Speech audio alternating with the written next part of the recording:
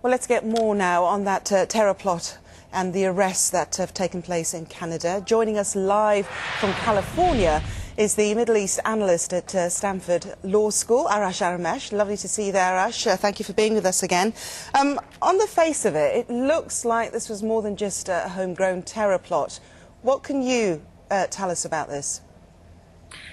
First of all, this was once again a great coordinated effort by Canadian intelligence and law enforcement officials in cooperation with American law enforcement and intelligence officials, Department of Homeland Security and the FBI, to stop a plot at its very, very early stages. There's intent, there's planning, yet they were far away from actually developing and materializing a plan to hurt people, or so no one is at risk, no one is in danger, and this was a good coordinated effort to stop such an attack. And it happens all the time. We don't hear about it. We don't hear about it all the time, but such plans, such attacks are prevented all the time.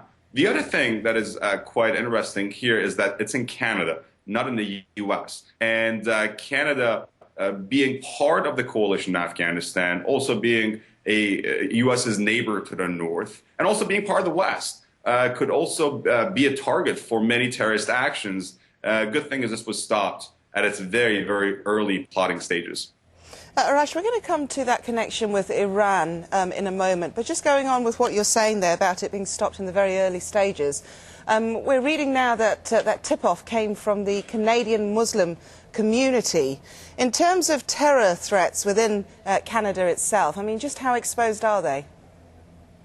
Well, in fact, if the tip came from the Muslim community, well, that's a great sign. A lot of such attacks and such plots are stopped because the intelligence community and the law enforcement community is tipped off or receives a great deal of help from those within the community who are Canadians, who are American Muslims or Canadian Muslims. That's great. On the other hand, the law enforcement community has plenty of material right now to press charges with, because you don't need to have an act to happen and take lives and hurt people for legal officials and for justice officials to bring charges. We have clear intent. If, again, what we've read today stands, we have clear intent and we have a plan. So there are attempted terrorism charges, attempted murder charges, depending on what charges they want to bring on and bring up against these individuals, that officials in Canada could press charges. So we got to see how it works. But again, it is great to have sources in the community, and it's great for the communities in Canada, in the U.S., in Europe, to actually take the initiative and come forward and develop those ties with law enforcement and tip them off. Arash, let's just delve a little bit more into this connection between al-qaeda in Iran, because that link was made with these two men, I think a Tunisian and somebody from the UAE, that were putting together this plot. What more can you tell us about that? You know, I was quite surprised when I heard that. It's al-Qaeda in Iran. The only thing that comes to mind is probably al-Qaeda elements who either passed through Iran or who lived somewhere in southeast Iran by the Afghanistan-Pakistan border. As far as, to the best of my knowledge, Iran has never supported al-Qaeda elements. Al-Qaeda is a radical Sunni Muslim organization.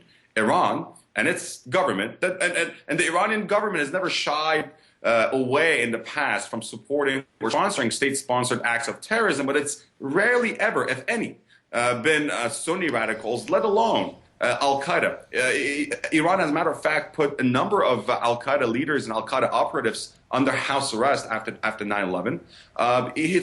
Iran has never had good ties with al-Qaeda. Ideologically, they're very different. Operationally, they're very, very different. They have very, very different goals. As a matter of fact, Iran has been also sending support, intelligence, and advisors to Syria to combat some fighters who are fighting against the Assad regime, who are actually in al-Qaeda. So we gotta wait and see what this connection means. Is this just a geographic connection? Is it just that these guys, these terrorists, happen to be in Iran, or happen to receive some support from some people in Iran who had nothing to do with the government? But to the best of our knowledge right now, Iran and al-Qaeda are not in bed with each other. And if they ever were, they would make the unholiest, strangest bedfellows. Okay.